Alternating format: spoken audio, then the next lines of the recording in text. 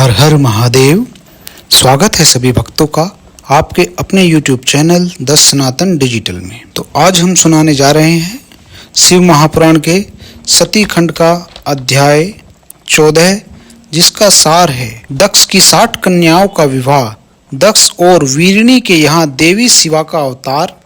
दक्ष द्वारा उनकी स्तुति तथा सती के सद्गुणों एवं चेष्टाओं से माता पिता की प्रसन्नता। ब्रह्मा जी कहते हैं, देवर्षे इसी समय दक्ष के इस बर्ताव को जानकर मैं भी वहां आ पहुंचा और पूर्ववत उन्हें शांत करने के लिए सांत्वना देने लगा। तुम्हारी प्रसन्नता को बढ़ाते हुए मैंने दक्ष के साथ तुम्हारा सुंदर स्नेहपूर्ण संबंध स्थापित कराया। तुम मेरे पुत्र हो, मुनियों में श्रेष्ठ और संपूर्ण देवताओं के प्रिय हो, अतः बड़े प्रेम से तुम्हें आश्वासन देकर मैं फिर अपने स्थान पर आ गया। तदनंतर प्रजापति दक्ष ने मेरी अनुनय के अनुसार अपनी पत्नी के गर्भ से 60 सुंदरी कन्याओं को जन्म दिया और आलस्य रहित हो धर्म आदि के साथ उन सब का विवाह कर दिया। मुनीश्वर, मैं उसी प्रसंग को बड़े प्रेम से कह रहा हूँ, तुम सुनो। मुने, दक्ष ने अपनी 10 कन्याओं का विधि पूर्वक धर्म को ब्याह दी। 13 कन्याएं कश्यप मुनि को दे दी और 27 कन्याओं का विवाह चंद्रमा के साथ कर दिया। भूत या बहुपुत्र अंगिरा तथा कृशासु को उन्होंने 2-2 कन्याएं दी और शेष 4 कन्याओं का विवाह तारकस्य या अरिष्टनेमी के साथ कर दिया। इन सब की संतान परंपराओं से तीनों लोग भरे पड़े हैं, अतः विस्तार भय से उनका वर्णन नहीं किया जाता। कुछ लोग शिवा या सती को दक्ष की ज्येष्ठ पुत्री बताते हैं, दूसरे लोग उन्हें मंजली पुत्री कहते हैं तथा कुछ अन्य लोग सबसे छोटी पुत्री मानते हैं। कल्प भेद से ये तीनों मत ठीक है। पुत्र और पुत्रियों की उत्पत्ति के पश्चात पत्नी सहित प्रजापति दक्ष ने बड़े प्रेम से मन ही मन जगदम्बिका का अध्ययन किया, साथ ही गदगद वाणी से प्रेम पूर्वक उनकी स्तुति भी की। बारंबार अंजलि बांध नमस्कार करके वे विनीत भाव से देवी को मस्तक झुकाते थे। इससे देवी शिवा संतुष्ट हुई और उन्होंने अपने प्रण की पूर्ति के लिए मन ही मन यह विचार किया कि अब मैं वीरिणी के गर्भ से अवतार लूं। ऐसा विचार कर वे जगदम्बा दक्ष के हृदय में निवास करने लगी। मुनि श्रेष्ठ, उस समय दक्ष की बड़ी शोभा होने लगी। फिर उत्तम मुहूर्त देखकर दक्ष ने अपनी पत्नी में प्रसन्नता पूर्वक गर्भाधान किया। तब दयालु शिवा दक्ष पत्नी के चित्त में निवास करने लगी। उनमें गर्भ धारण के सभी चिन्ह प्रकट हो गए। तात उस अवस्था में वीरिणी की शोभा बढ़ गई और उसके चित्त में अधिक हर्ष छा गया। भगवती शिवा के निवास के प्रभाव से वीरिणी महामंगल रूपिणी हो गई। दक्ष ने अपने कुल संप्रदाय, वेद ज्ञान और हार्दिक उत्साह के अनुसार प्रसन्नता पूर्वक पुंसवन आदि संस्कार संबंधी श्रेष्ठ क्रियाएं संपन्न की। उन कर्मों के अनुष्ठान के समय महान उत्सव हुआ। प्रजापति ने ब्राह्मणों को उनकी इच्छा के अनुसार धन दिया। उस अवसर पर वीरिणी के गर्भ में देवी का निवास हुआ जानकर श्री विष्णु आदि सब देवताओं को बड़ी प्रसन्नता हुई।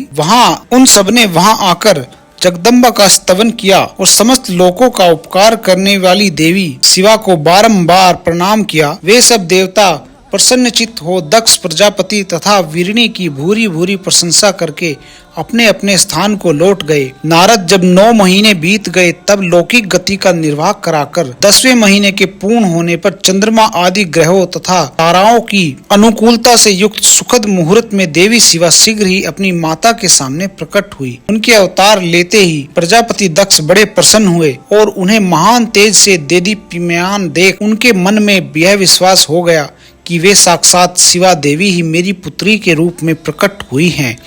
उस समय आकाश से फूलों की वर्षा होने लगी और मेघ जल बरसाने लगे। मुनीश्वर, सती के जन्म लेते ही संपूर्ण दिशाओं में तत्काल शांति छा गई। देवता आकाश में खड़े हो मांगलिक बाजे बजाने लगे। अग्निशालाओं की बुझी हुई अग्नियां सहसा प्रज्वलित हो उठी और सब कुछ परम मंगलमय हो गया। वीरिणी के गर्भ से साक्षात जगदम्बा को प्रकट हुई देख दक्ष ने दोनों हाथ जोड़कर नमस्कार किया और बड़े भक्तिभाव से उनकी बड़ी स्तुति की।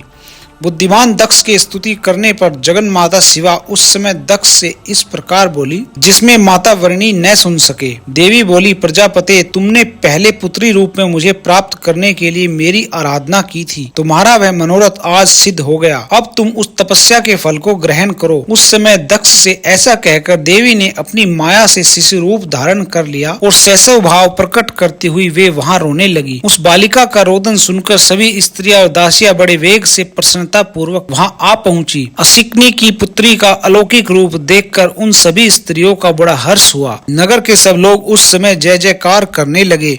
गीत और वाद्यों के साथ बड़ा भारी उत्सव होने लगा।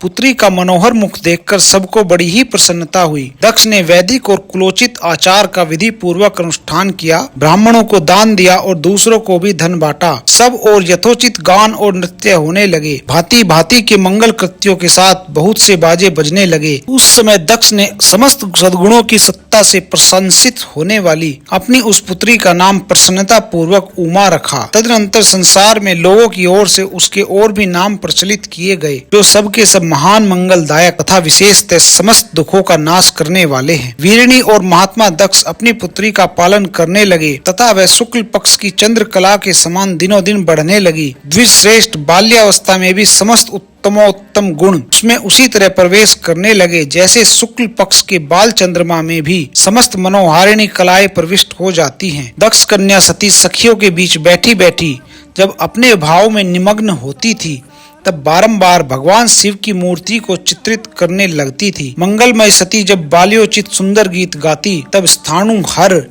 एवं रुद्र नाम लेकर समर शत्रु शिव का स्मरण किया करती थी। इसी के साथ अध्याय 14 समाप्त होता है। तो दोस्तों, जल्दी ही मिलते हैं आपसे अगली वीडियो में। तब तक के लिए धन्यवाद।